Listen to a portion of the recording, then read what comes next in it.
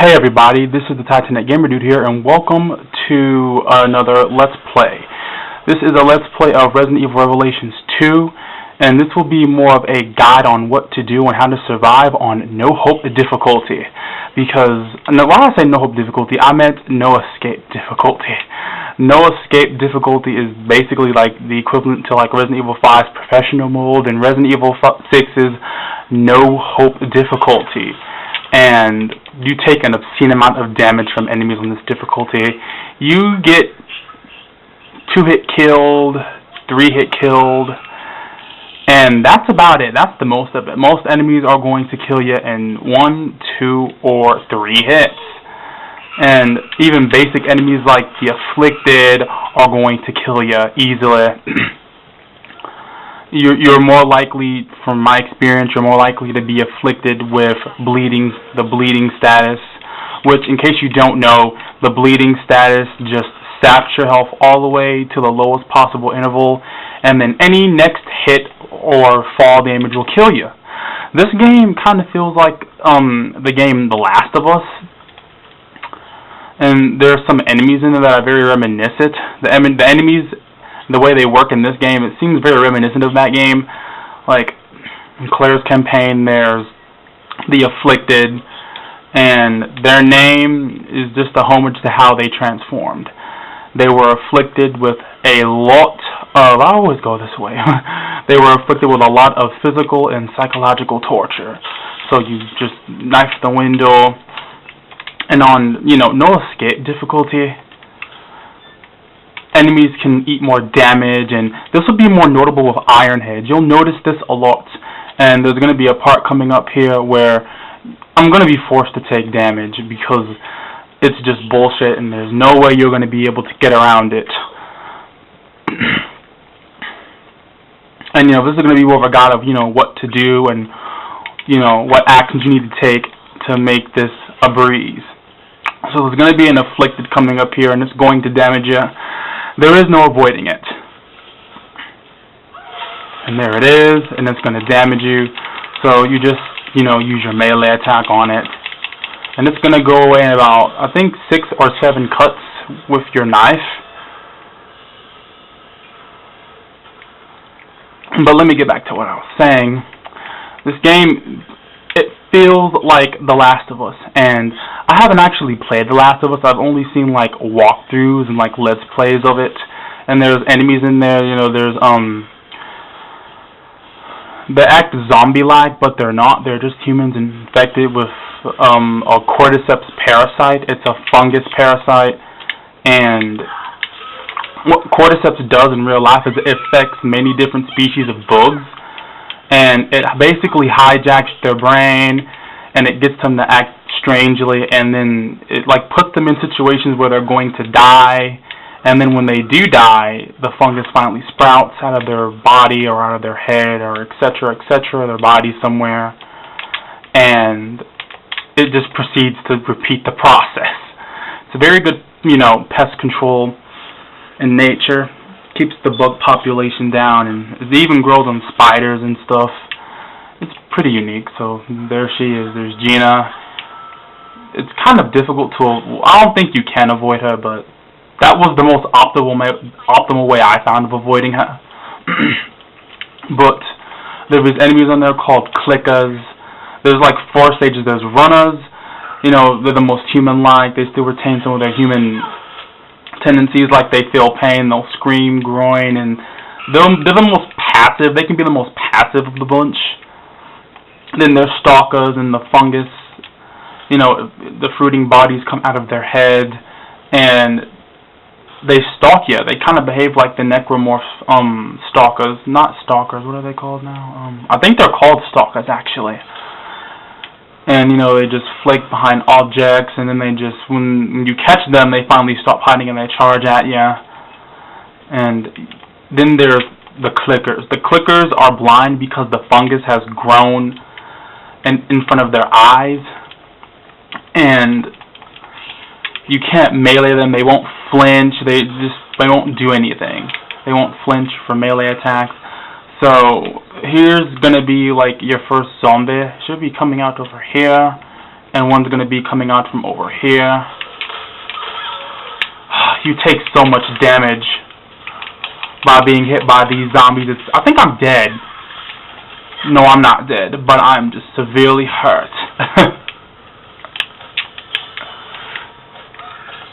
You take so much damage from these zombies. So what you want to do is you want to climb on the ladder. And you want to hurry up too, because the afflicted are very...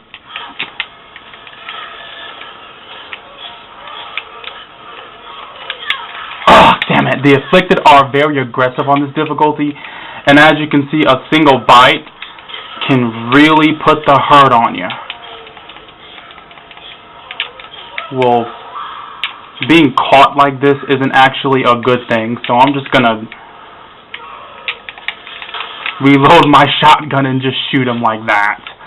This actually is not a viable thing you want to do, since you take so much damage on this difficulty. And when your health drops to a certain interval, or when you get damaged enough, your character will actually stumble when they walk, and you will not be able to run for a short period of time. And this little debuff that happens to you is actually pretty significant. So there he is. You have a little bitty hand swipes. They do also do quite a bit of damage. So there's going to be a zombie up here, and he's going to come out from one of the rooms, and he's going to flank you. So you want to stay as far on the right side of the hallway as possible. But let me get back to what I was saying. The enemies is, the clickers. They use echolocation to find their prey, and there's an enemy on Barry's campaign that behaves very similarly to that. Like, if they don't know you're there, they'll be very passive, and they take, like, a choreographed, like, they pace around in a certain area, and they'll only attack you when they see you, and their range of vision is very short, but they respond really well to noise, and they're called revenants. And revenants on that campaign can be pretty ridiculous in numbers.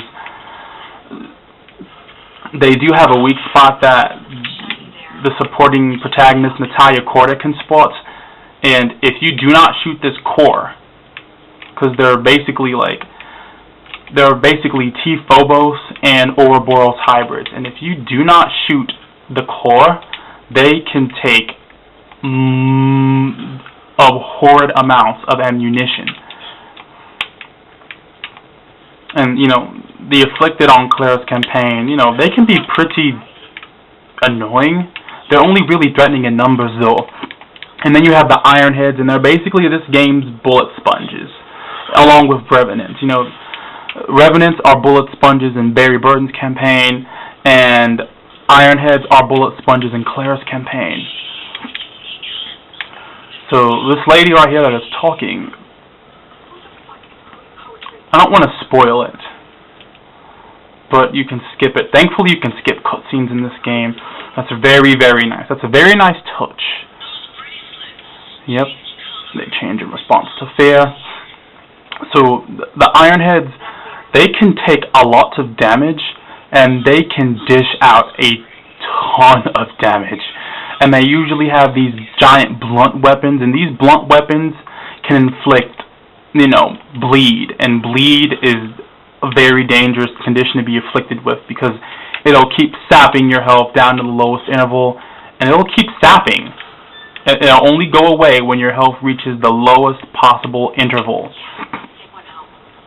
I don't know the specific number, but I'm going to automatically presume that it is 1 next to 0.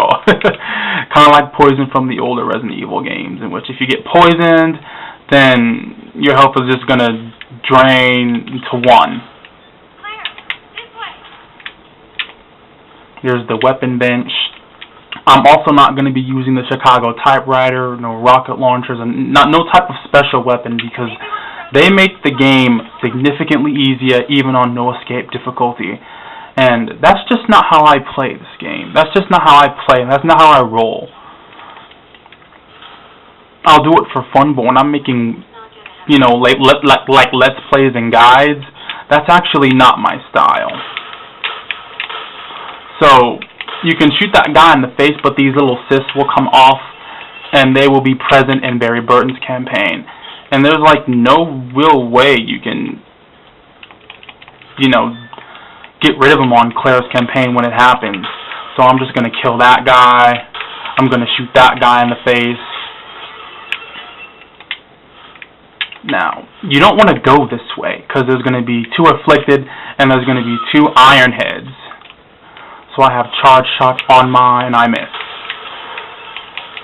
The shotgun, you could use the other one that has 5 shells, but it's weaker. And I like this one for flat damage.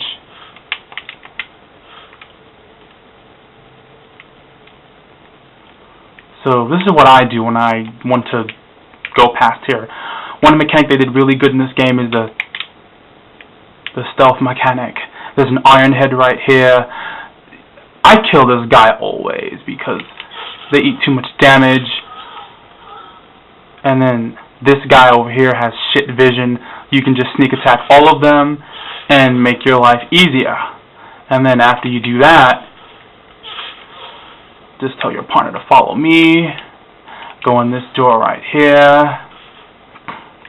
Pick this up because this is important. Pick up the rusty key, and then you want to move this box because you'll see later. There's going to be an Iron Head that is going to just come into the ceiling, and it's just going to take you by surprise.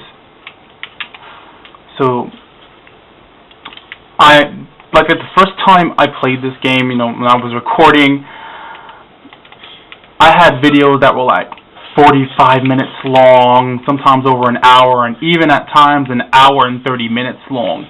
And while those videos were, there was not as many videos I made, I felt they were a little too long. So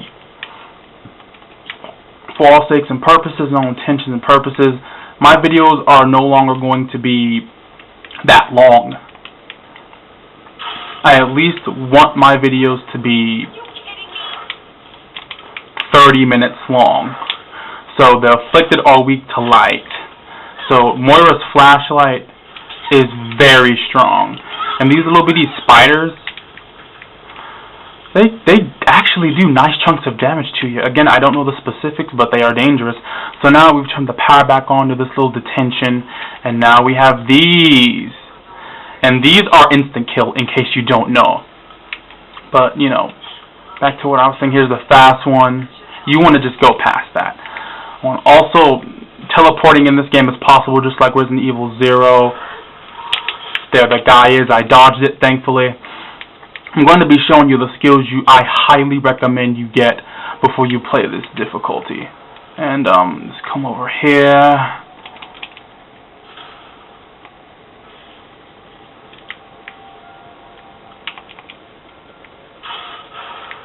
Let's get the cog, or the gear cog. And now we got to go back. I'm going to be ending the video here in just a very little bit. But, okay. There we go. Well, that guy died, so never mind.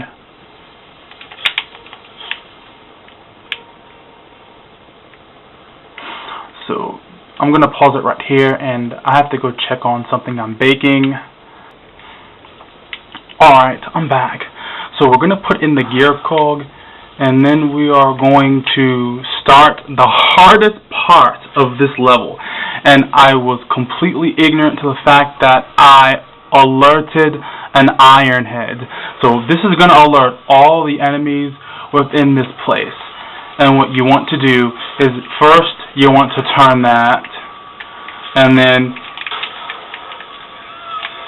you possibly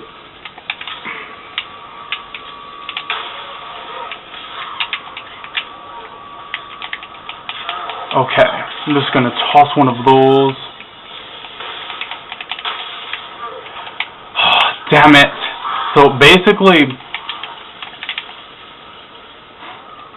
the idea here is to use the flamethrower it's to use the flamethrower to just decimate the enemies. But when that doesn't go as planned, I actually recommend that you go away. You get out of the room. Then if you're able to dodge them, do it.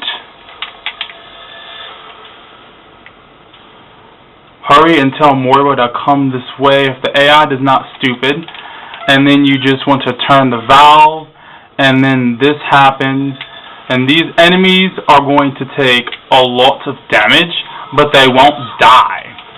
But thankfully, they'll take sufficient amounts of damage to where they should get stunned and they should die in a few more hits. But with Iron Heads being the bulky bastards that they are, sometimes they can just surprise you a lot. So that was probably the most optimal thing I found. That is, if it doesn't work, if you can't turn this around quickly enough and turn the valve, then it's actually best to just run out of the room, find a way to avoid them, and, you know, turn the valve. Turn this on. See, they're going to come after Moira because the AI is super aggressive on this mode. And when it's done, you just want to do this, cancel out the animation, and done. That's basically Claire's campaign. This is basically chapter 1 on Claire's campaign. It's not obscenely difficult, but it's just meant to sink your feet in the water. But that part can be really tricky, and if you're impatient, you can die from the spinning torture machine.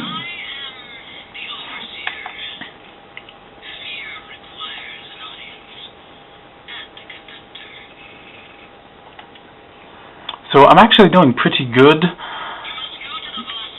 Here where life begins. She's just telling you where you need to go. What do you want from us? So the next chapter is going to be more difficult than the first one. And you know, on No Escape difficulty, it can be pretty brutal. And I'm going to be going over a mechanic of this game that it's highly questionable. And I don't know why the makers of the game decided to have it done the way it is. And I don't know, but I think it's somewhat punishing on the player. And you'll see. And this game is probably even better if you have a buddy playing with you, because this is how the game works. The main character, Barry and Claire, they are the characters that are easier to kill if you're playing with a buddy or a friend. And the supporting characters, Moira and Natalia Corda, are supporting characters. They only get incapacitated. Well, but they are needed to clear the stage. I'll explain it in the next video. But if you like this part, you know, comment, subscribe, like, save. But before I actually cut the video, I would like to see my grade, because this chapter shouldn't take more than 20 minutes if you're good. Haven't got all the medals, but it's okay. So I got an A. My accuracy wasn't the best, but clear time was S, retry is S. That's all. Well, ladies and gentlemen, I will see you in the next chapter.